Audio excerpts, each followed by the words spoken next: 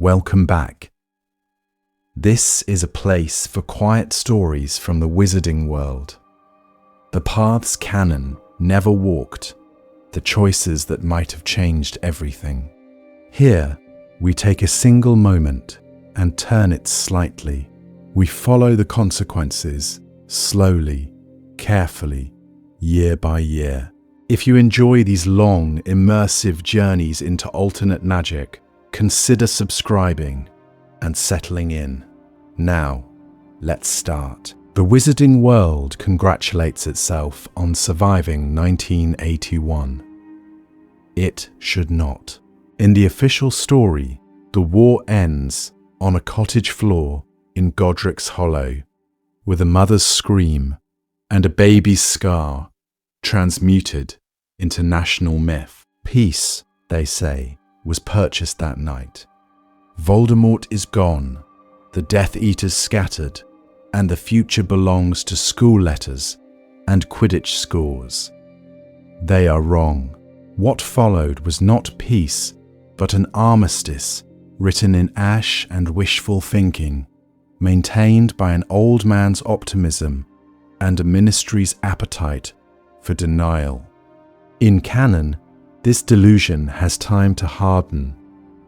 Voldemort spends 14 years as a shade, clinging to forests and the back of a coward's skull, and when he finally rises in 1995, it happens in a graveyard, in the dark, with only a handful of witnesses and a terrified fourth-year boy the world can pretend not to see. In this timeline, that luxury is abolished. Here, the Dark Lord seizes a body in 1992 in the echoing stone of Hogwarts itself, while Harry is still asking what a house is and why the ceiling looks like the sky. The difference is not cosmetic, it is structural. When Voldemort returns in the Great Hall, rather than a Muggle cemetery, there is no plausible deniability, no year of headlines debating Dumbledore's sanity. Hundreds of students watch a defense professor peel away to reveal a resurrected legend, feel the pressure of that resurrected power slam against the ancient wards, and understand, with a clarity usually reserved for adults on battlefields, that the war their parents whispered about has simply resumed. Hogwarts ceases to be a school with secrets. It becomes the first fortress to be tested. This compression of history tears through every institution. A ministry that, in canon, spends an entire year printing lies in the Daily Prophet is instead forced into open crisis the moment the smoke clears over the house tables. Cornelius Fudge does not have the option of pretending. He has to choose between conceding authority to Dumbledore's methodical certainty or clawing it back through emergency decrees and Aurora patrols stalking the corridors where children eat. Dumbledore, in turn, cannot afford his usual, leisurely mentorship. He is driven to weaponize a child in public view, to take the boy who lived and, before he has mastered basic charms, begin shaping him as a tactically lethal asset. Harry's childhood shrinks to a vanishing point. The first year that should have been defined by chessboards and chocolate frog cards instead ends with an 11-year-old standing in the debris of a duel that should have belonged to his elders. From that moment, every subsequent year bends around that pressure. Friendships form under siege conditions. Trust erodes faster, and the prophecy ceases to be a distant riddle and becomes operational doctrine. This episode treats that shift not as a fan indulgence, but as a stress test.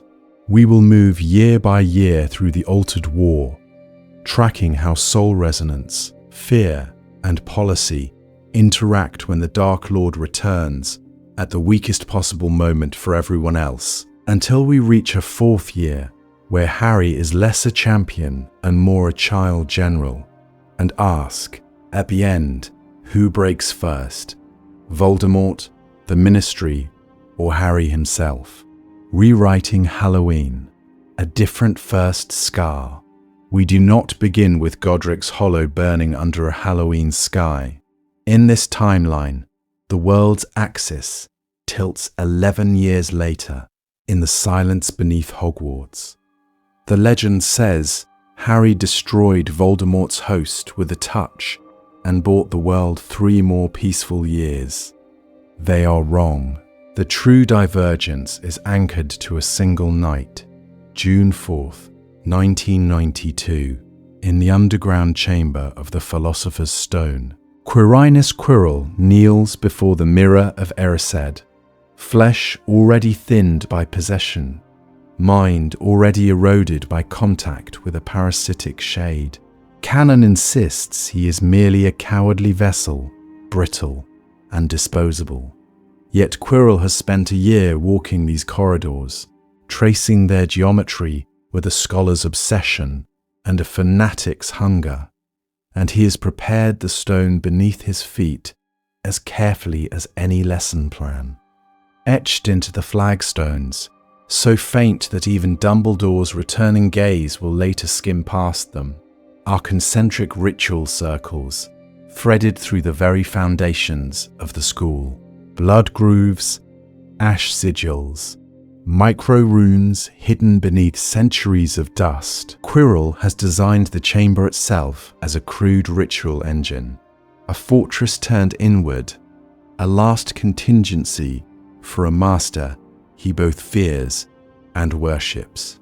When Harry's hand closes on his skin and Lily's protection ignites, the script should play out as we remember.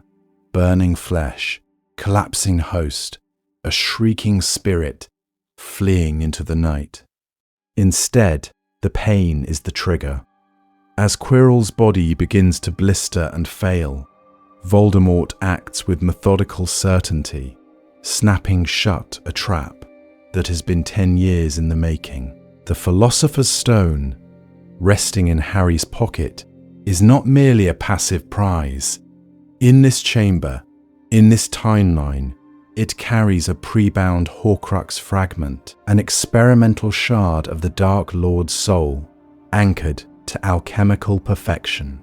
The contact of Harry's skin, the flare of sacrificial magic, and the collapsing host all intersect inside the inscribed circles. Shade, stone, and servant fuse. What rises from the floor is not the sleek, serpentine body of the graveyard rebirth, but something harsher, a cracked rebirth, a premature resurrection whose power comes jagged and volatile.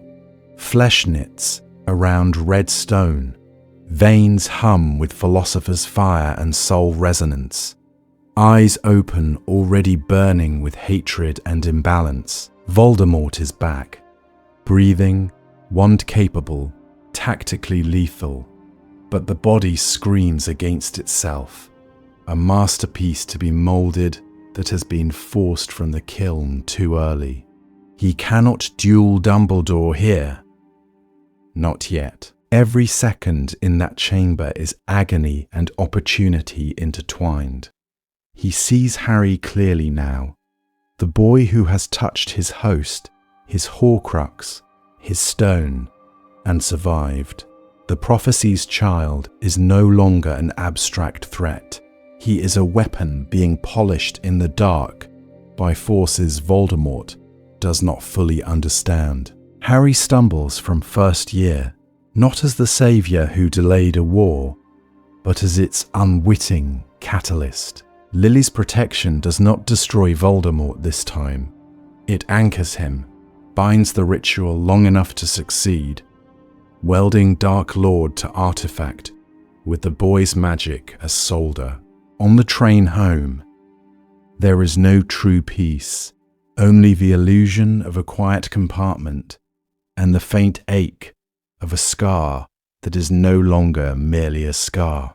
Somewhere in the world, a newly embodied Voldemort catalogues that ache, remembers the feel of Harry's magic against his own, and makes a simple decision. The legend of the boy who lived must be broken before it can harden into hope. The Slytherin timeline begins not with a child hero, but with a hunted first year, and the next move will not be made at Hogwarts at all. Hogwarts as the first battlefield. Hogwarts is supposed to be a sanctuary, a stone fortress where children learn charms and chess, not counterinsurgency. In this timeline, the castle fails that illusion before Harry finishes his first year. The Philosopher's Stone is not a puzzle, but the ignition key of a resurrected war. The final chamber does not end with Quirrell's collapse and a fleeing shade. It begins with Quirrell on his knees, skin blistering under Harry's hands, yet clinging to consciousness long enough to complete the ritual Voldemort has carved into his mind. The air congeals into alchemical smoke. Sigils along the floor flare white, then blood red, and the stone, meant to grant measured immortality, cracks like glass plunged into winter, bleeding red gold light into a forming body. What rises is frail, skeletal, barely able to stand, but the killing intent that rolls off it is tactically lethal. The world will later insist this was impossible. They are wrong. Harry's scar detonates with soul resonance as that gaze pins him, and for a moment, the chamber holds only shared hatred and a child's uncomprehending terror. Voldemort reaches not just for his throat, but for his mind, and finds resistance he did not anticipate, a wild, untrained barricade of grief and stubbornness that refuses to yield. It is not a victory, it is a delay. Dumbledore arrives not as a benevolent grandfather, but as artillery. The door explodes inward under a wordless spell, chains of incandescent light lashing toward the newly embodied Dark Lord with methodical certainty. Stone liquefies, pillars shatter, and for several terrible seconds, Hogwarts's foundations shudder under the collision of two authorities, one institutional, one insurgent. Dumbledore wins the room. His magic forces Voldemort back, searing away Quirrell's ruined body and collapsing half the chamber. But he does not win the hour. The resurrection holds. When the dust clears, Voldemort is gone, laughing, slipping through hidden passages, older than the school itself. What follows is not the neat comfort of sweets on a bedside table. It is institutional panic wearing a polite mask. Staff are ordered, quietly, urgently, to herd students toward their dormitories under the cover story of a magical breach in the lower levels. Auras arrive on the grounds before dawn, cloaks snapping in the wind, eyes scanning the ramparts of what has abruptly become the first battlefield. The Ministry receives Dumbledore's report, and, for once, there is nothing to massage away. Multiple witnesses, magical residue, a description of Voldemort's new body entered into record. Harry wakes not to Dumbledore's gentle exposition about love, but to voices edged with war. Behind a half-drawn curtain in the hospital wing, he hears McGonagall's crisp fury arguing for the school's closure, Snape's low warning that Voldemort has now tested Harry's magic directly, and Dumbledore's weary insistence that prophecy complicates everything. He offers Harry fragments, "There are deeper reasons he wanted you," but withholds the text, treating the boy as both patient and asset, a masterpiece to be molded under accelerating pressure. The leaving feast is subdued, the ceiling sky over the great hall a flat, oppressive grey. There are empty seats where parents have already withdrawn their children. Rumours of Aurora patrols on the Hogwarts Express, and a new silence between the tables. As the train cuts through the countryside, Harry stares out at the darkening fields and understands with brutal clarity. The man who killed his parents is no longer a distant shade, but a living enemy who has already touched his mind and failed once. The Slytherin timeline will measure everything that follows against that failure. Dumbledore under siege, strategy without breathing room. The train has barely vanished into the horizon when Dumbledore's long game dies. In canon, he is the patient chess master, content to let the board ripen until Harry's 5th year before unveiling the prophecy. In this timeline, he has just watched Voldemort walk out of Hogwarts alive, tasted that failure in the Forbidden Forest's cold air, and understands with methodical certainty that the luxury of delay has evaporated. The war is no longer theoretical. It is back in the corridors of his school. His response is immediate and brutal in its efficiency. Before the term's dust has settled, owls are flying like shrapnel across Britain. The Order of the Phoenix is reconstituted not in 1995, but in the summer of 1992. Old safe houses are shocked, awake, their wards flaring after a decade of dormancy, half-forgotten passwords muttered in hoarse, unbelieving voices. Mad Eye Moody is dragged from paranoid semi-retirement, Lupin from his quiet exile, and both are informed, without preamble, that the boy who faced Voldemort in the forest will require their expertise. Snape's role becomes tactically lethal overnight. In canon, he has years to cultivate a persona, to let his double life settle into a grim routine. Here, Voldemort's early return means the mark burns hotter, sooner. He is summoned into a circle that has already tasted his master's near resurrection and demands explanations. Every report he carries back to Dumbledore is a step across a collapsing bridge. Every occlumency barrier he raises is a prayer whispered in silence. Yet the most volatile battlefield is not the Ministry, nor the shattered remnants of the old war. It is the question of what to tell an 11-year-old who has already met death twice. Dumbledore has always claimed he wished to protect Harry's childhood. They are wrong if they imagine that sentiment disappears. Instead, it fractures. On one side, the grandfatherly impulse to shield. On the other, the headmaster who has seen the prophecy, who knows that this boy and that Dark Lord are locked in a soul resonance that will not dissipate simply because he averts his eyes. So he compromises, and the compromise is its own violence. Harry receives a partial truth, that there is a prophecy, that Voldemort marked him as an equal, that this is why the Dark Lord is fixated on him, why the forest encounter was not an accident, but an audition.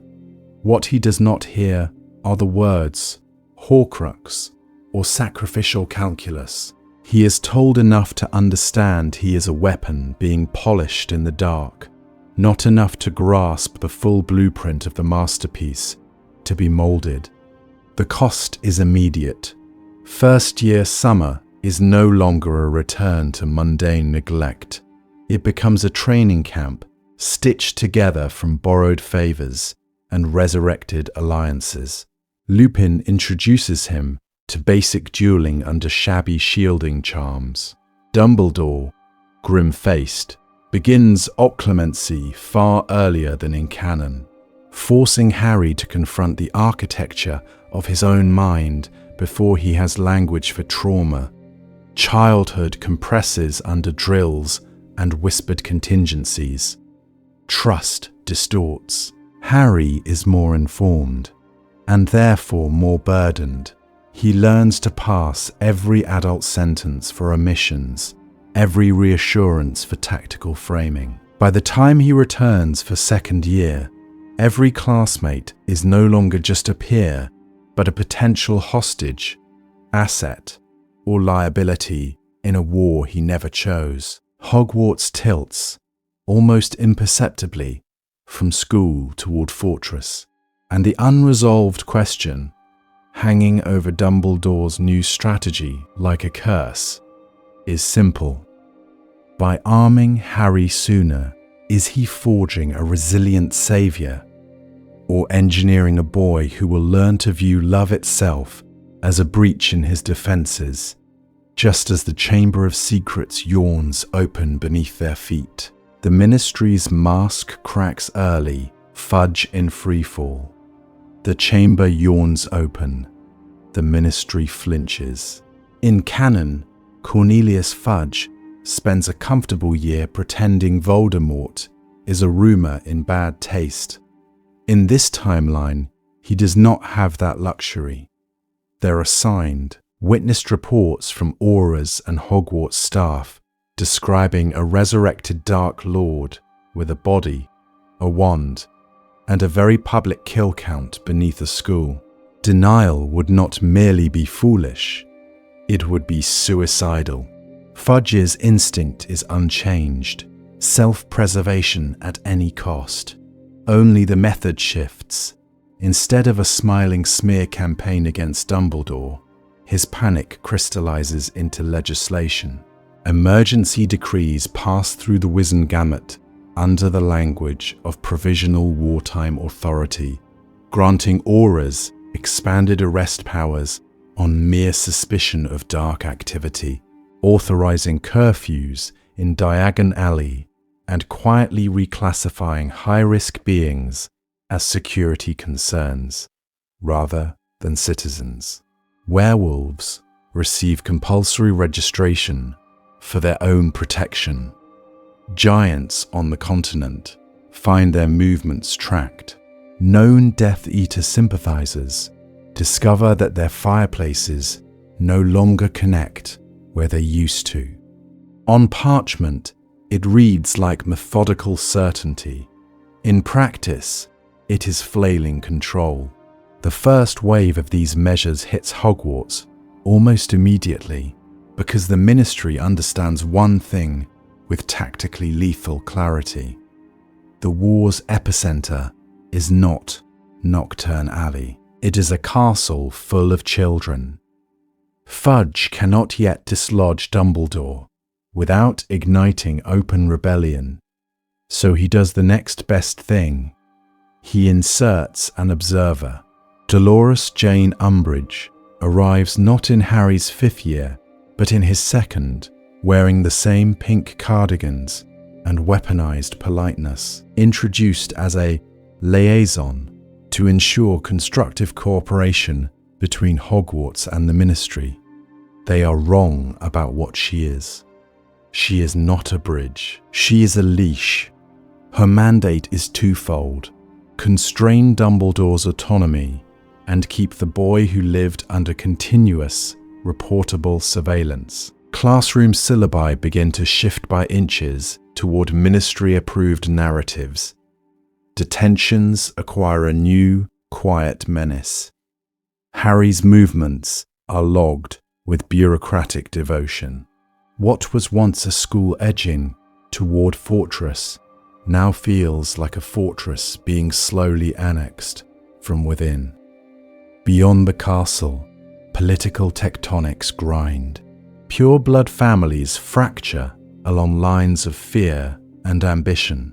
The more cautious, like the Bones and the pre-war Longbottom allies, throw their weight behind stronger Ministry powers while privately funding wards and safe houses. treating London as a contagion zone. Others, in the shadowed parlours of the old families, read the headlines and feel a familiar thrill. If he who must not be named, then Fudge's flailing is merely the prelude to a restored hierarchy in which their blood will matter more than law. Abroad, the resonance is colder. The French ministry tightens its borders and begins discreet talks with Bulgaria and other European powers, not about coordinated resistance, but about containment. Britain, in this Slytherin timeline, is no longer a partner. It is a quarantine risk.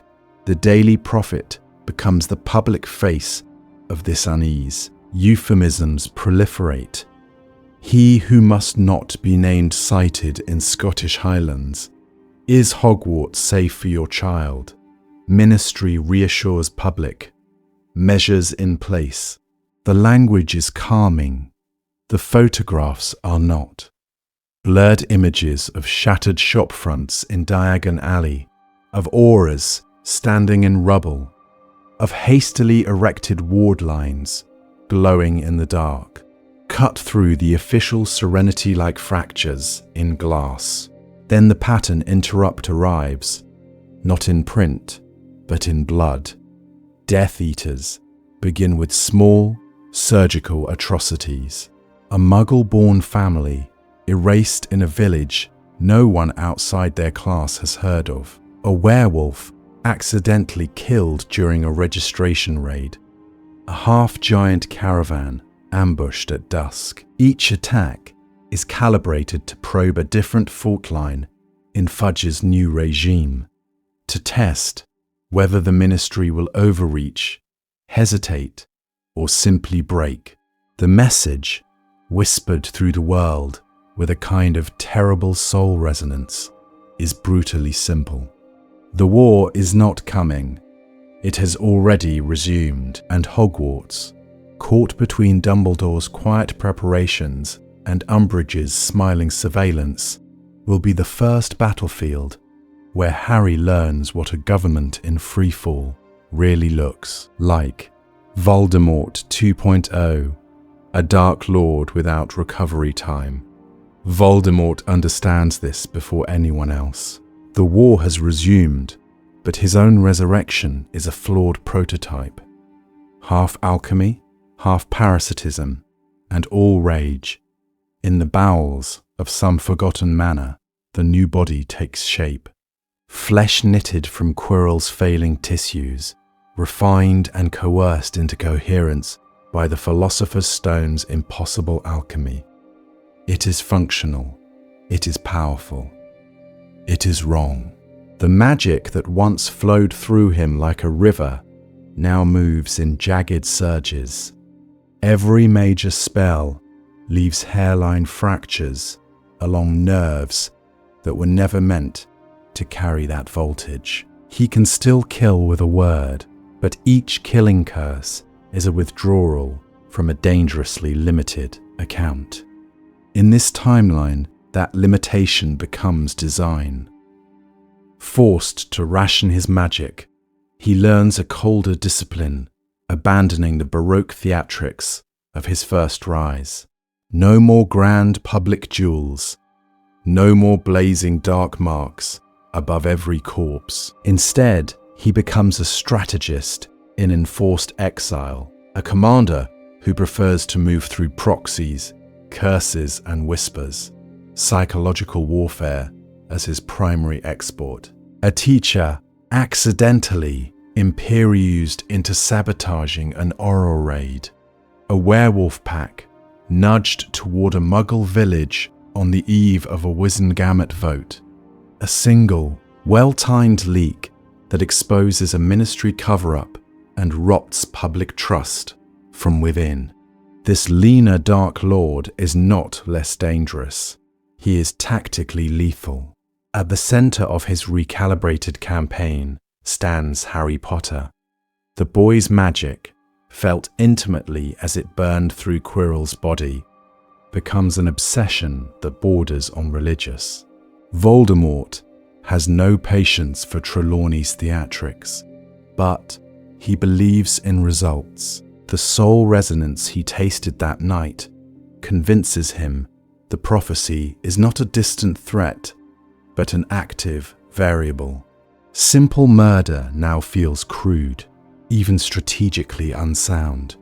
A dead boy can be replaced by a legend. A broken boy can be used. So he shifts the objective: isolate Harry from mentors, corrupt the channels of information, turn every authority figure into a potential betrayer in the boy's eyes. A forged letter here, a glamoured attacker there, a staged rescue by a Death Eater posing as an informant. The goal is not immediate victory. It is to ensure that when Harry finally looks for a fortress, he finds only ruins. To execute this, he needs an inner circle, and he cannot wait a decade to reclaim it. Lucius Malfoy is summoned early, not with bombast, but with a quiet ultimatum delivered through an unmarked ring that tightens around his finger whenever he lies. Bellatrix, in the Slytherin timeline, is no longer rotting in Azkaban. She is already a weapon being polished in the dark. But even in other branches of this timeline, he engineers a premature breakout.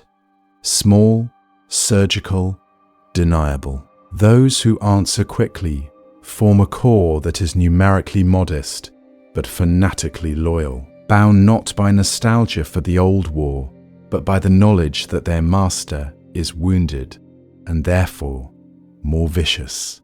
Others hesitate. They are wrong to. What emerges from this crucible is not the triumphant revenant of a graveyard ritual, but a wounded serpent coiled in the dark, striking sooner, hungrier, and with less regard for collateral damage. He knows with a clarity that keeps him awake through the long, potion-stabilized nights that every year Harry survives. The other half of the prophecy matures, a masterpiece to be molded by someone.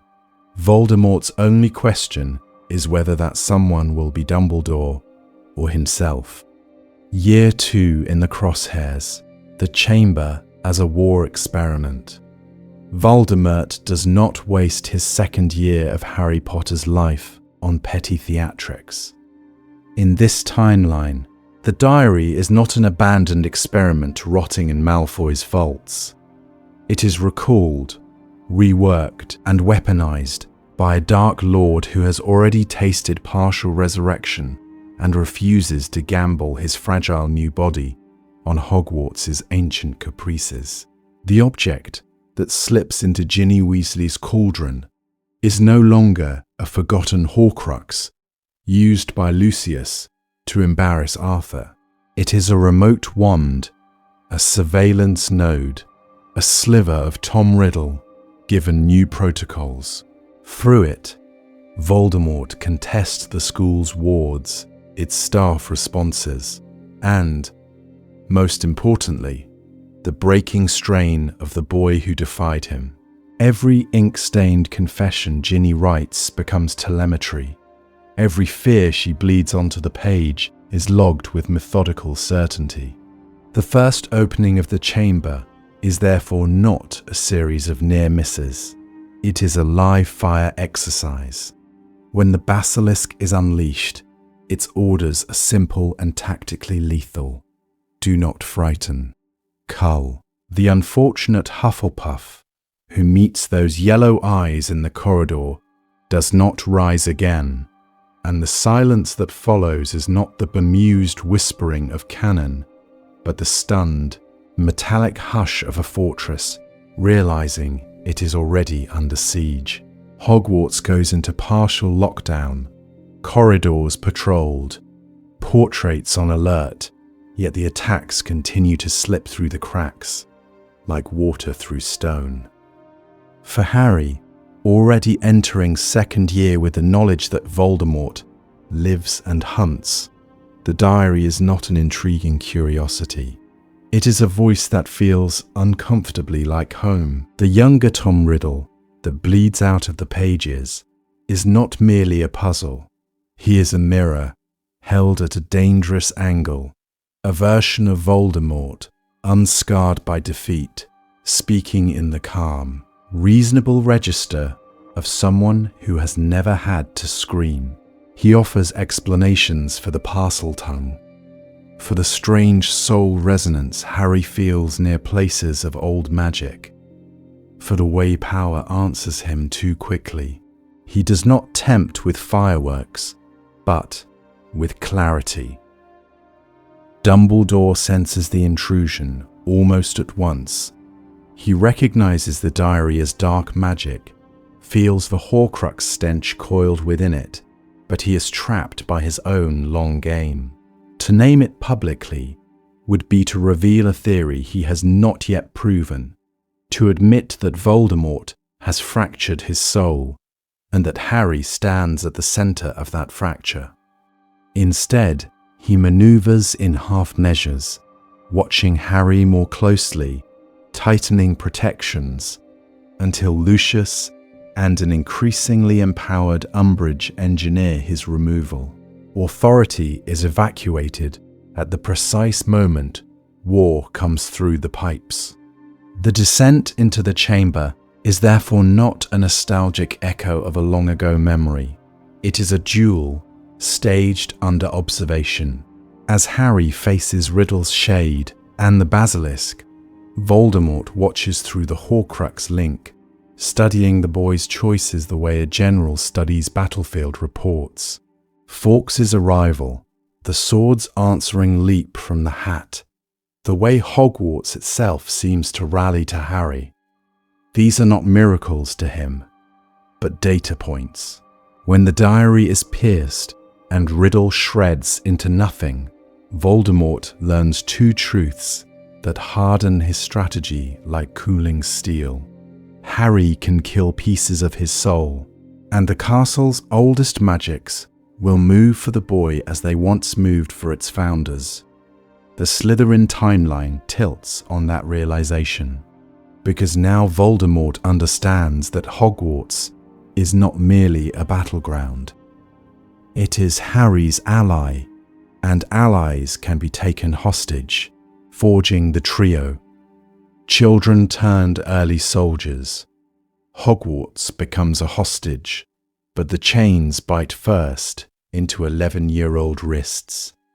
In this timeline, the moment Voldemort's shade is driven from Quirrell, Dumbledore stops pretending Harry is just a boy and begins treating him as a future combatant whose survival is strategically non-negotiable. Harry feels the shift before anyone names it.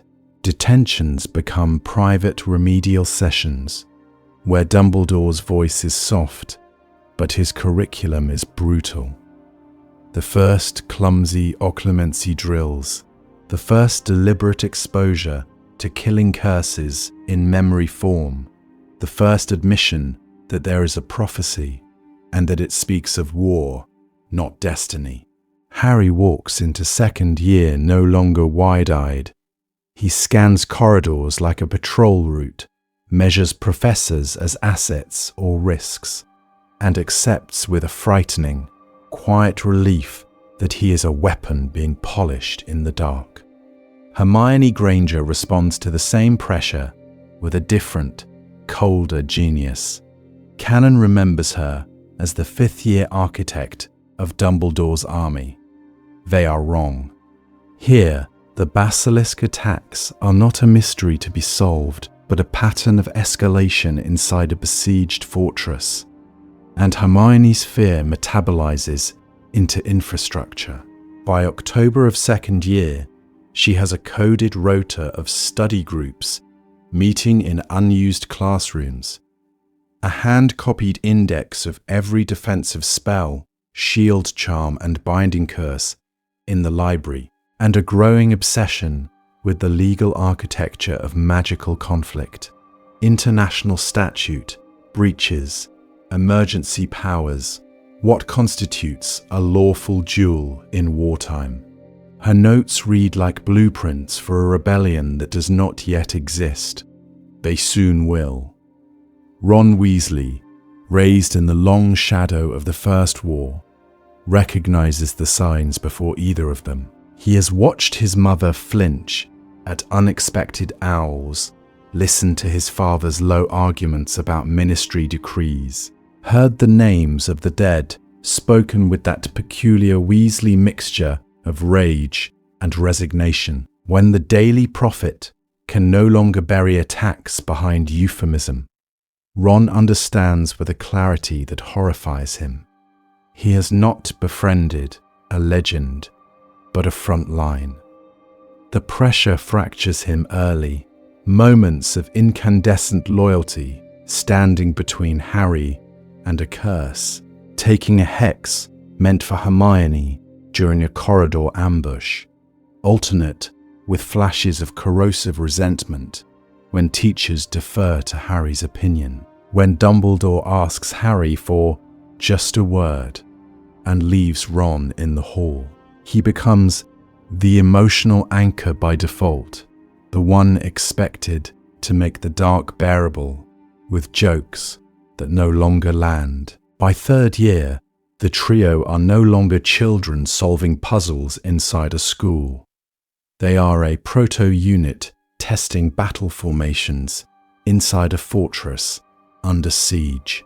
Empty classrooms host silent drills, stunners in sequence, overlapping protego lines, flanking maneuvers improvised between desks. Hermione tracks spell accuracy with methodical certainty.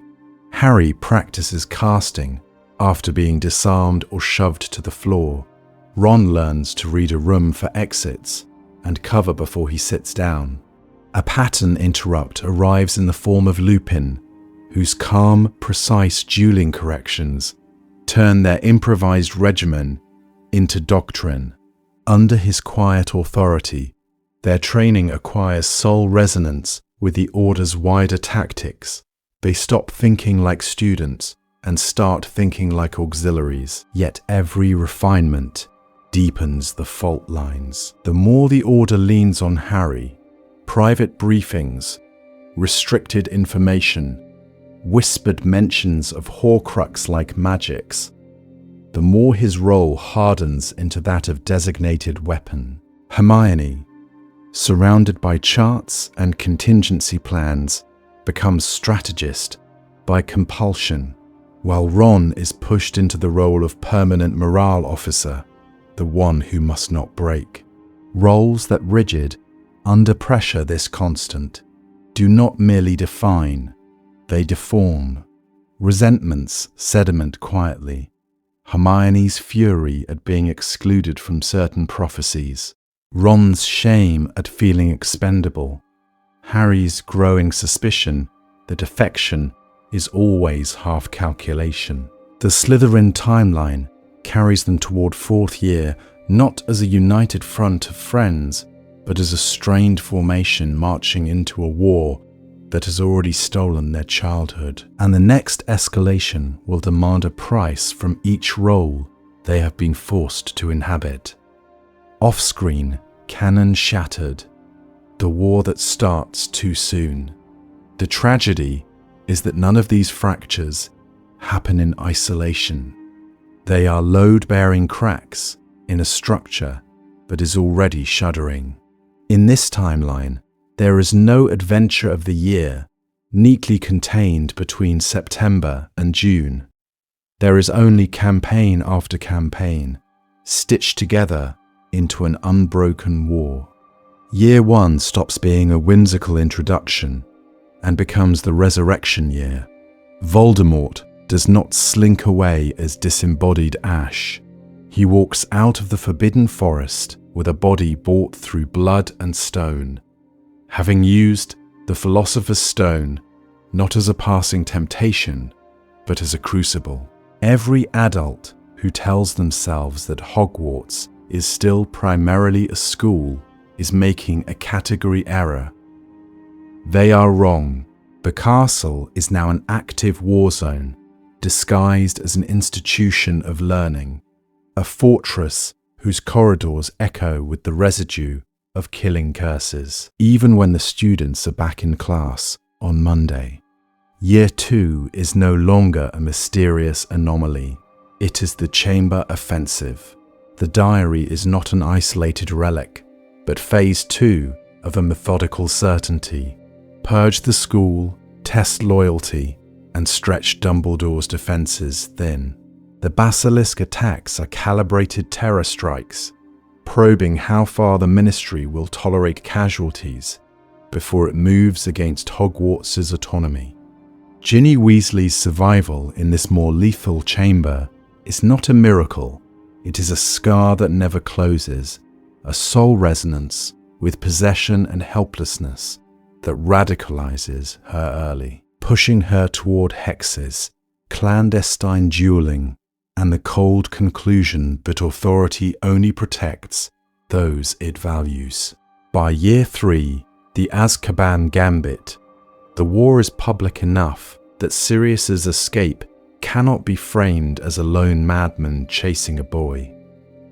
The Ministry, already drafting emergency decrees and flirting with Dementor patrols in Diagon Alley, understands that any black with inside knowledge of both Death Eaters and the Order is a high-value asset or existential threat. Dementors at Hogwarts are sold to the public as necessary wartime security, a grotesque but logically consistent escalation.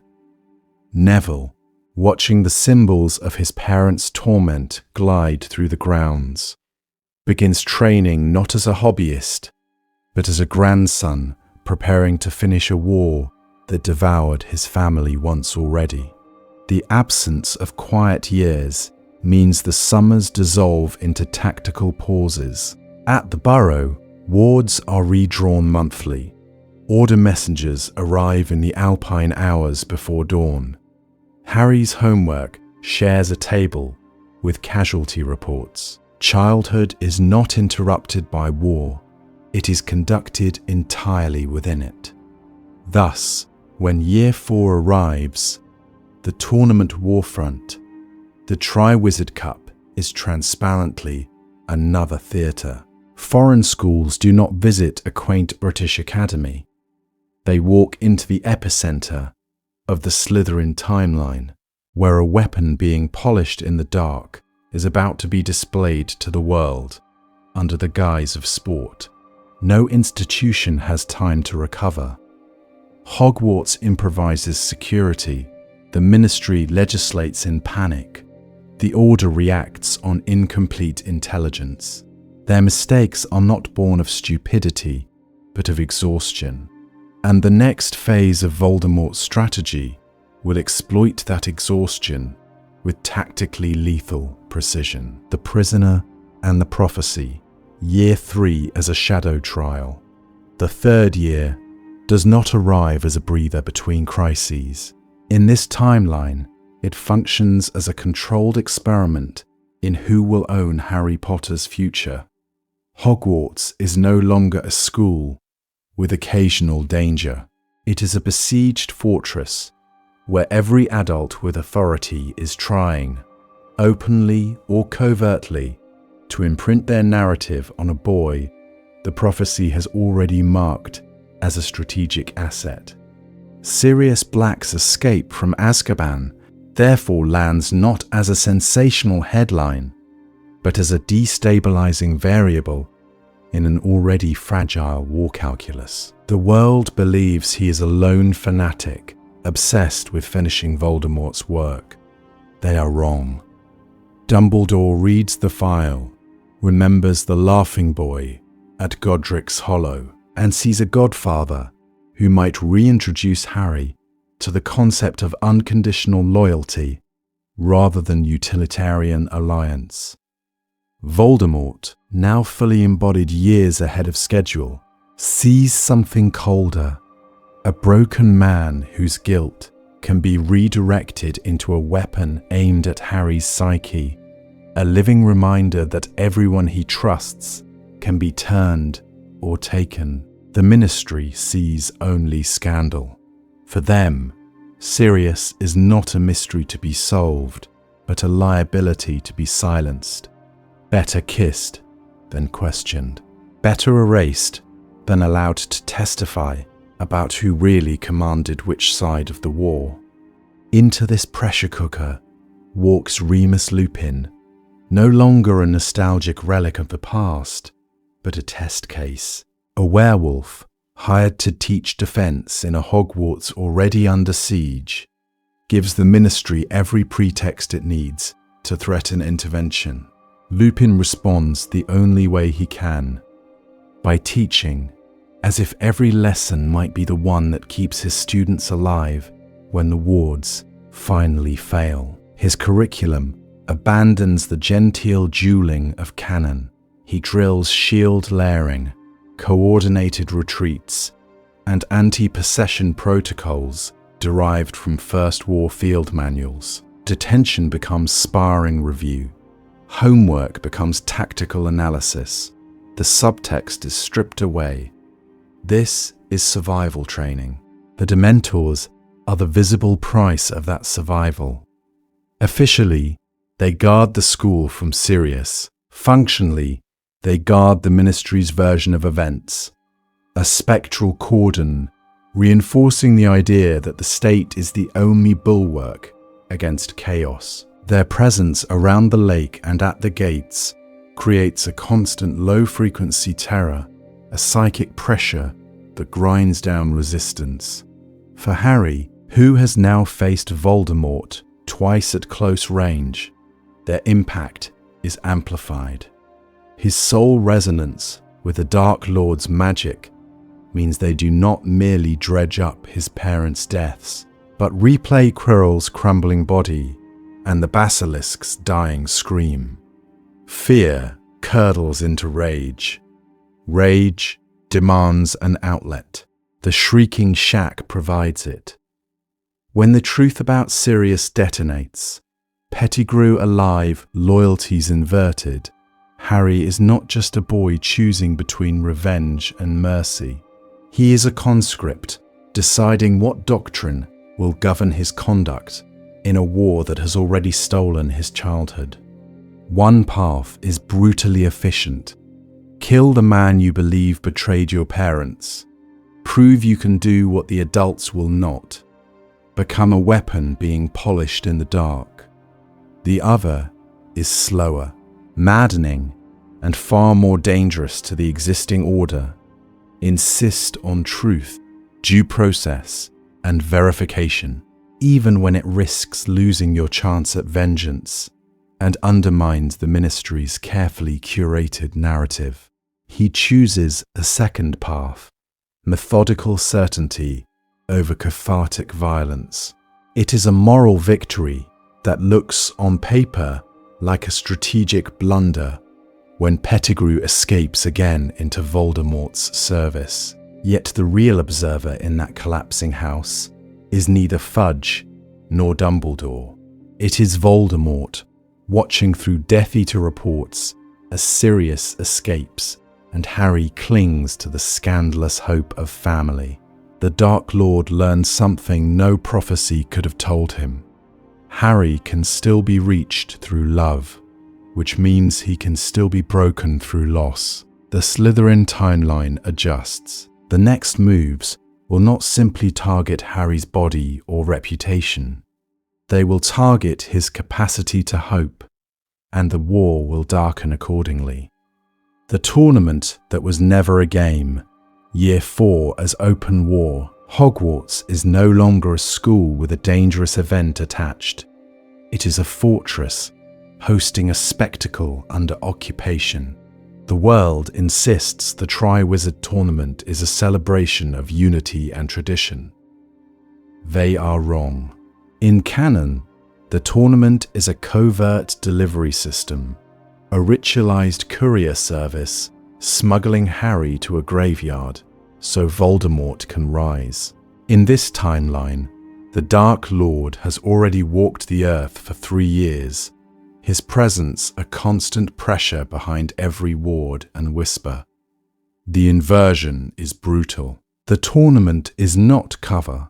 It is theatre, an international stage on which every delegate understands that Voldemort is watching, and no one dares articulate that knowledge in public. Silence becomes policy. Fear becomes protocol. Dumbledore's calculus shifts accordingly. On parchment, he argues for cancellation, citing security risks, strained or raw resources. The simple fact that hosting foreign children in an active war zone is lunacy. The Ministry, already sliding into authoritarian reflex, overrules him with methodical certainty. They need normalcy as propaganda, a pageant of controlled danger to prove that British authority still holds. The headmaster yields, not because he is outmaneuvered, but because he sees a darker utility. Allowing Harry to compete is no longer helpless acquiescence to a magical contract. It is a deliberate choice to test a weapon under live fire. Harry is not a boy thrown to the wolves. He is a weapon being polished in the dark, his soul resonance with Voldemort measured in public view. Accordingly, the tasks mutate into war drills. The dragon is not just a beast to be outflown, it is treated as a proxy for large-scale magical threats. Giant-class entities, cursed war machines, Dementor swarms, forcing champions to demonstrate crowd control, diversion, and precision under catastrophic pressure. The Black Lake ceases to be a quaint rescue of loved ones and becomes a simulated hostage extraction, timed, surveilled, and evaluated like an Aurora operation. Visibility charms jammed, hostile merfolk briefed to mimic Death Eater tactics, environmental curses layered to punish hesitation. The maze is the most honest of all. It is redesigned as a temporary battlefield, seeded with illusions of burning villages, screaming civilians, and masked attackers. Curses ricochet through corridors that feel uncomfortably like future raids. In the Slytherin timeline, the tournament stops pretending.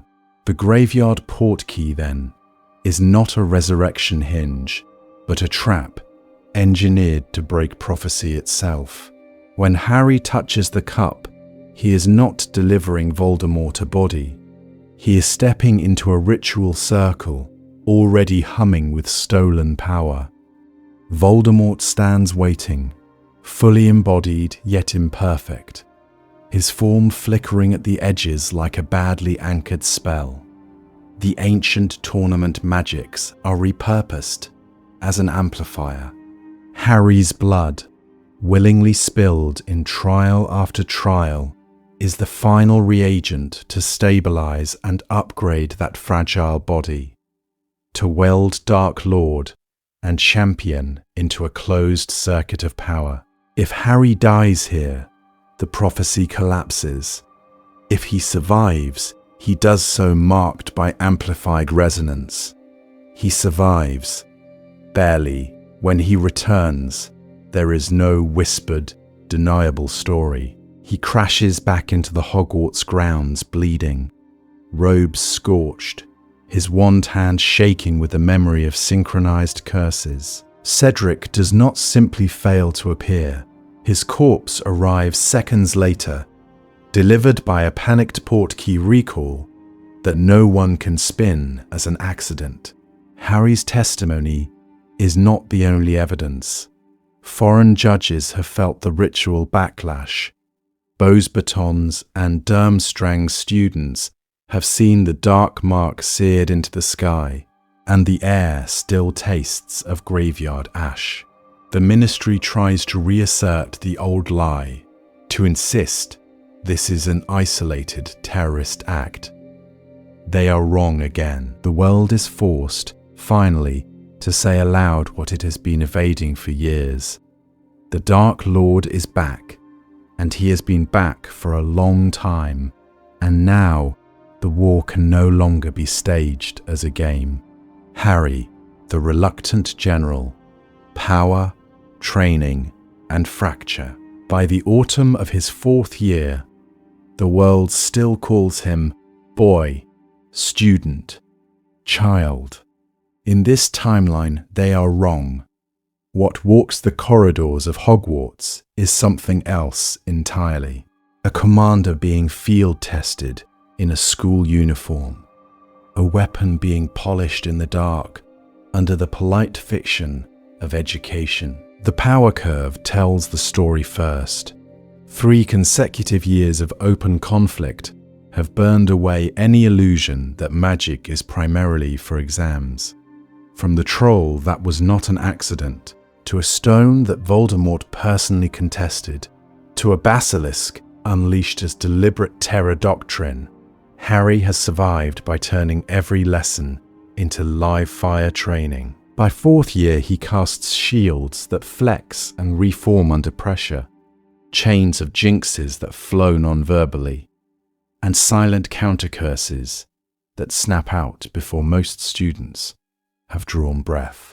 His occlumency, drilled into him after the first shared vision of Voldemort's raids, can now, on good days, slam the door in the Dark Lord's mind with brutal, blank silence. The price is predictable and devastating. The easiest way to keep Voldemort out is to keep everything out. Emotion becomes an operational hazard. Grief, anger, even joy are filed away like contraband. Authority does not escape that calculus. Dumbledore, forced by the accelerated war to reveal pieces of prophecy and fragments of his long game, has still told Harry only enough truth to maneuver him, never enough to free him. Ministry envoys, Umbridge-like inspectors with pink quills and emergency decrees, have turned classrooms into ideological checkpoints. The Order speaks of him as symbol in one breath and asset in the next.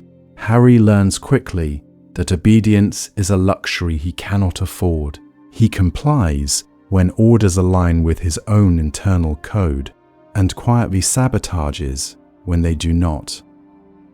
Respect becomes conditional, trust almost non-existent. Out of that distrust, organization. What was, in canon, a 5th-year rebellion is, in the Slytherin timeline, a 3rd-year necessity. By the end of that year, Harry and Hermione have already created a structured defense group. Rosters, rotating patrols, spell curricula divided into tiers of difficulty. By 4th year, it is no longer a club.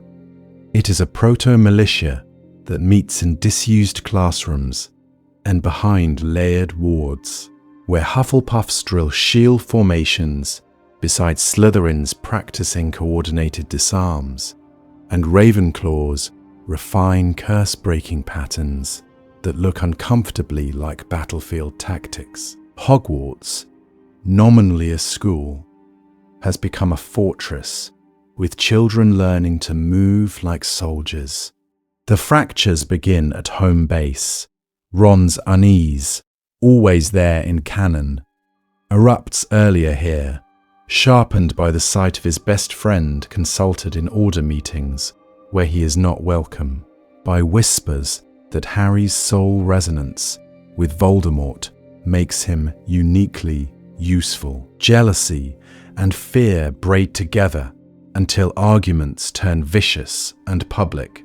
Hermione, meanwhile, adapts with methodical certainty. Privacy wards go up around their table. She tracks who knows what and when, as if managing a spy network.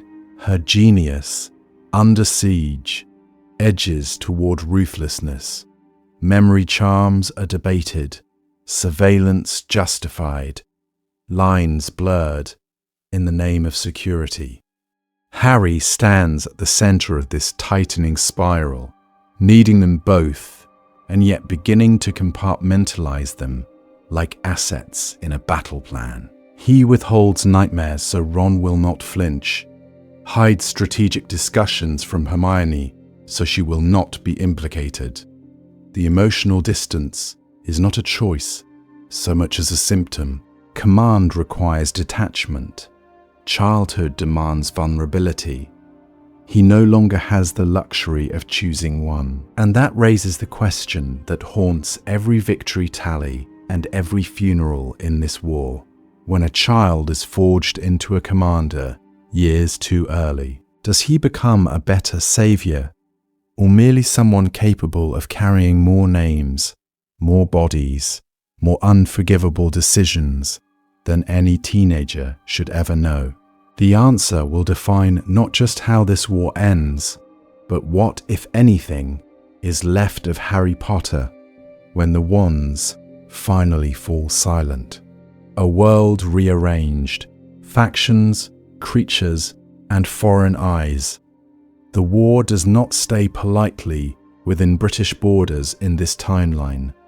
It bleeds outward, seeping into every hedge, every forest, every embassy fireplace. What begins as a boy's accelerated conscription becomes, with methodical certainty, a slow continental rearrangement of fear, allegiance, and opportunity. The giants move first. They always do when the world grows loud. Voldemort, restored years earlier, does not wait for a fourth-year resurrection to court them. Emissaries, bearing dark marks and dragonfire contracts, climb into the alpine valleys and storm-lashed cliffs, while Harry is still learning to parry. Dumbledore, forced to respond, sends Hagrid far sooner, not as a hopeful emissary, but as a desperate counterweight, promising protections he cannot truly guarantee. The result is not a simple alignment, but a fractured herd. Some giants sold to Voldemort's direct brutality, some to Dumbledore's fragile ideals, all of them trampling the illusion that this is a hidden, tidy conflict.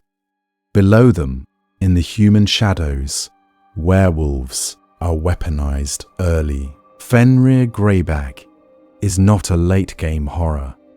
He is unleashed as a first-wave terror asset, prowling Hogsmeade outskirts and Muggle villages in the same breath. Each full moon becomes both a calendar and a threat assessment. Parents who once feared detentions now fear disappearances. The Ministry drafts lycanthropy statutes so draconian that even neutral werewolves are shoved toward Voldemort by simple survival instinct. They are wrong to think repression contains contagion.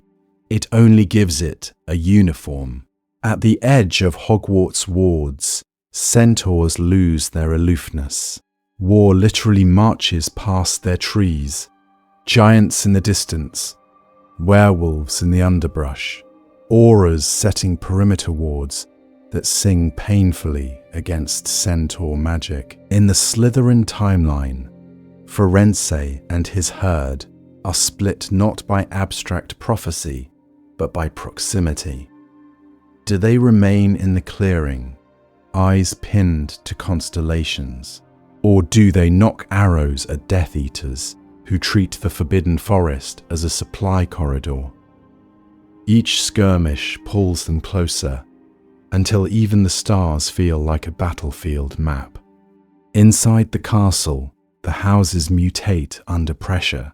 Slytherins grow up watching uncles unmasked as Death Eaters, cousins vanish, and family owls arrive bearing instructions wrapped in threats. The old pure-blood arrogance curdles into private terror as students witness Voldemort's casual execution of a failed servant during a lesson arranged through the Carrows.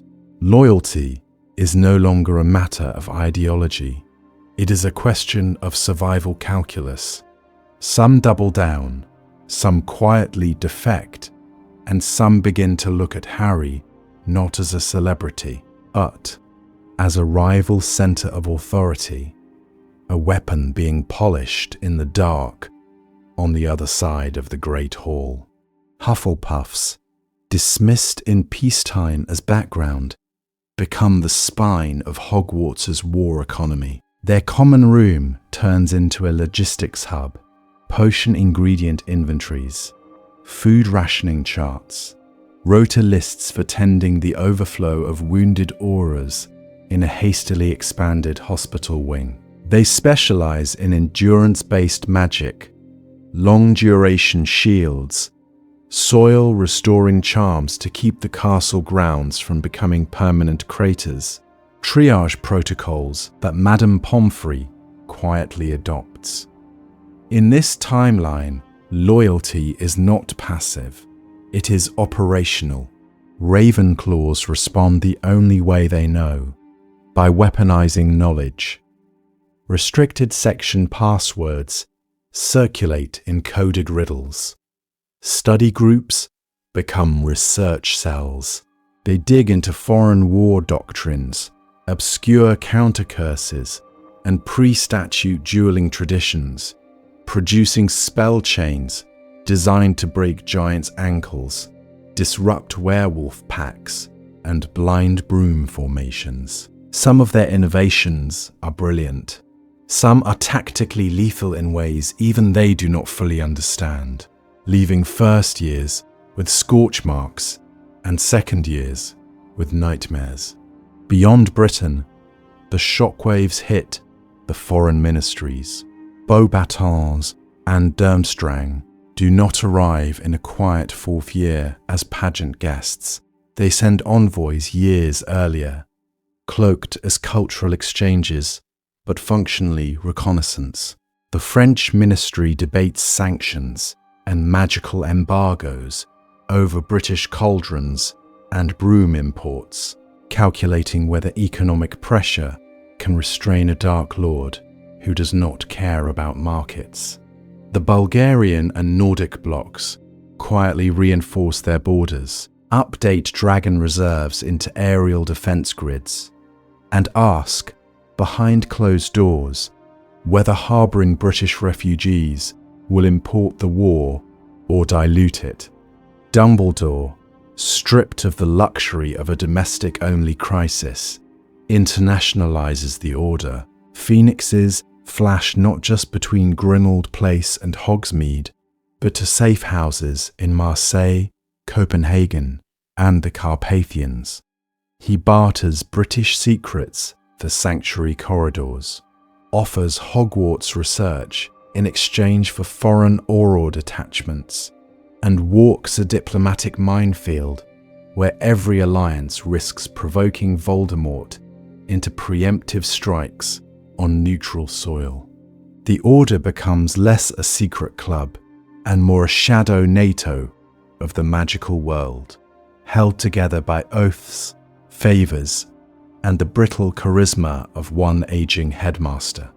By the time Harry reaches the age he should have been drawing his name from a goblet, the war has already become background radiation for an entire generation. Hogwarts is a fortress, the Forbidden Forest a contested zone, the Channel a psychological moat rather than a true barrier.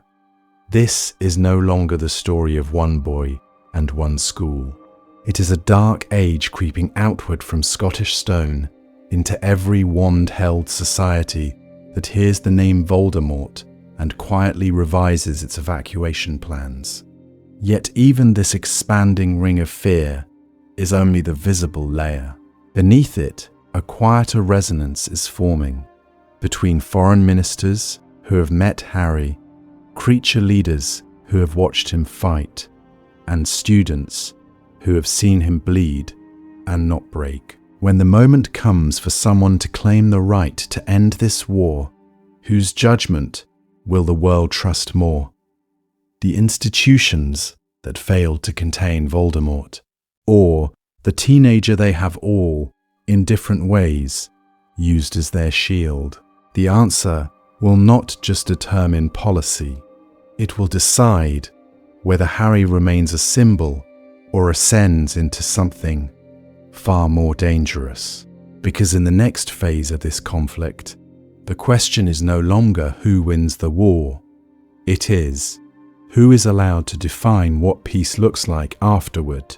Breaking points. Who falls first in an early war? Authority, in this timeline, does not collapse with a scream. It erodes, under parchment, under headlines, under the quiet admission that no one at the top knows how to end a war that began 4 years too early. The ministry, stripped of the luxury of denial, lunges in the opposite direction. Emergency decrees become architecture rather than scaffolding. Curfews, registry spells, and expanded or raw powers are introduced as temporary measures and then quietly renewed again and again until the exception becomes the law. What begins as a fortress against Voldemort becomes a fortress against dissent. Each attack on Muggle-born families is met not with surgical intelligence work, but with blunt population control. And the gap between public fear and official competence widens into a chasm that no press conference can bridge. This is where the first breaking point can appear, not as a Death Eater triumph, but as an implosion. Overburdened hit, wizards cut corners. Wizengamot blocks, already marbled with pure-blood supremacists, start arguing that if war is permanent, perhaps negotiation with traditionalist elements is pragmatic. They are wrong. What they are really doing is inviting infiltration with methodical certainty until the difference between a ministry office and a Death Eater cell is measured only in dress code. Dumbledore, meanwhile, becomes the indispensable man, and that is its own structural failure. 4 uninterrupted years of active Voldemort mean the headmaster is no longer a distant chess player. He is field commander, recruiter, international envoy, and the only moral backstop in rooms where fear has replaced judgment. He accelerates Harry's training, opens the Order earlier, reveals fragments of the prophecy not in riddling hints, but in clipped, exhausted briefings. The cost is subtle at first: missed details, delayed interventions, a tendency to hoard information because there is simply no time to build consensus. A single misread wand movement in the Department of Mysteries, a half-truth to Snape at the wrong hour, a delayed warning to McGonagall about a compromised flu network. Each becomes a potential cascade. In the Slytherin timeline, Dumbledore's brilliance is not in question. His bandwidth is. Even a masterpiece can crack if every load-bearing decision roots through one aging mind. Harry, by 4th year, is no longer a bewildered boy stumbling into destiny. He is a veteran of corridors turned battlefields, a weapon being polished in the dark by both sides. His spellwork is sharper, his tactical instincts more refined, his soul resonance with Voldemort more consciously exploited as an early warning system. But the same experiences that make him tactically lethal also carve away his sense of personal value. He has watched classmates die in what were supposed to be school years. He has heard adults frame his survival as a strategic asset rather than a human miracle. Under pressure, that psychology can break in 2 directions. One path leads to reckless heroism, Harry charging alone into traps because his death, in his own calculus, is preferable to watching more friends fall. The other leads to withdrawal, a quiet refusal to be summoned, a boy who walks away from both ministry edicts and Dumbledore's plans, forcing the war to proceed without its chosen centerpiece. Pattern interrupt. Voldemort is not the inevitable victor in any of these branches. His earlier return leaves him with an unstable body, a thinner circle of loyalists, and an opposition that never had time to grow complacent. Every failed attempt on Harry in this compressed timeline does not terrify the public.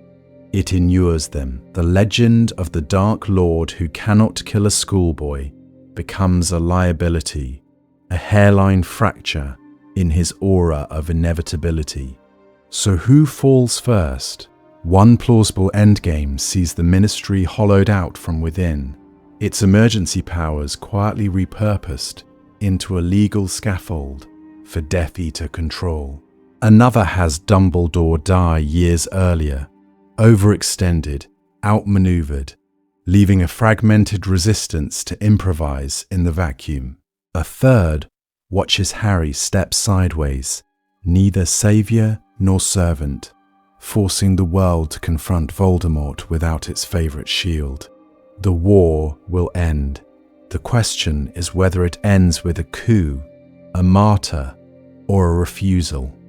And in the next section, we follow each of those fault lines to their logical and deeply uncomfortable conclusions, reweaving the legend, what this changes about Harry Potter.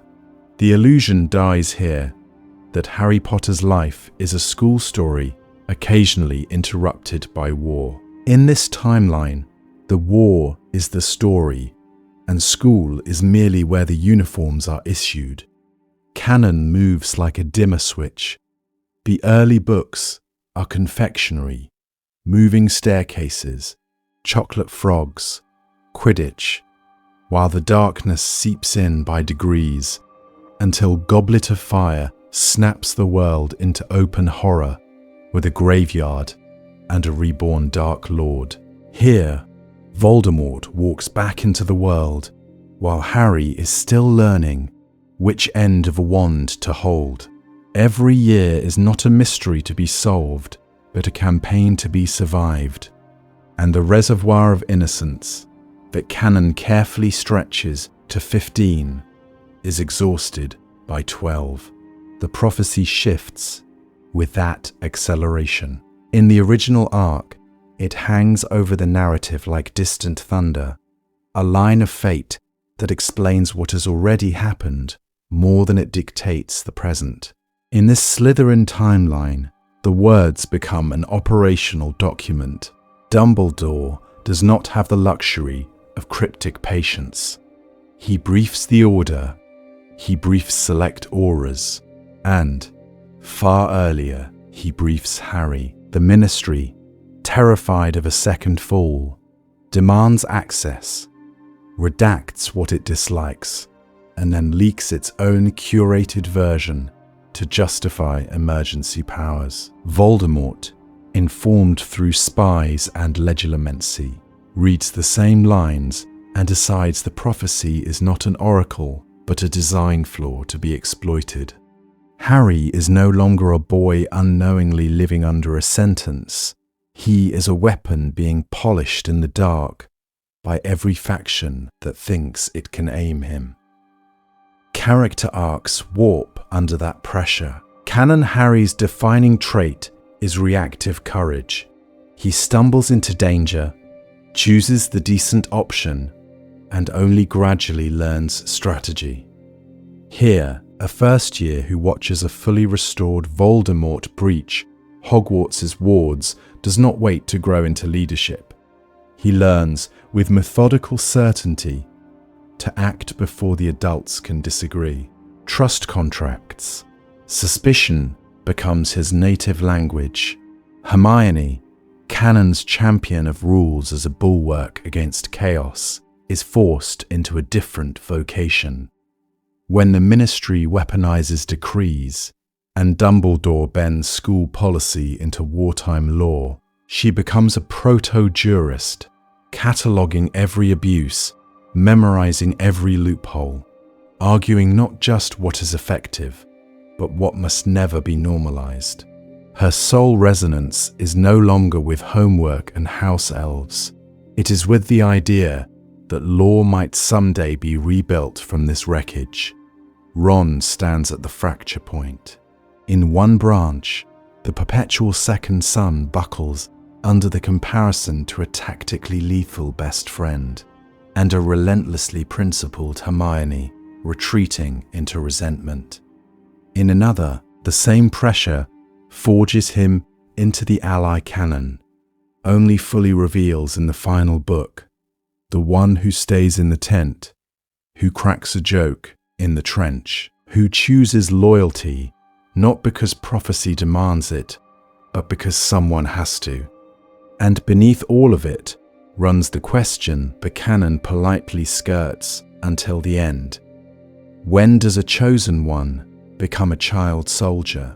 When Dumbledore hands over a dueling syllabus instead of a chocolate frog card in first year? When the Ministry drafts Hogwarts into its chain of command? When parents send their children back to a fortress they still insist on calling a school?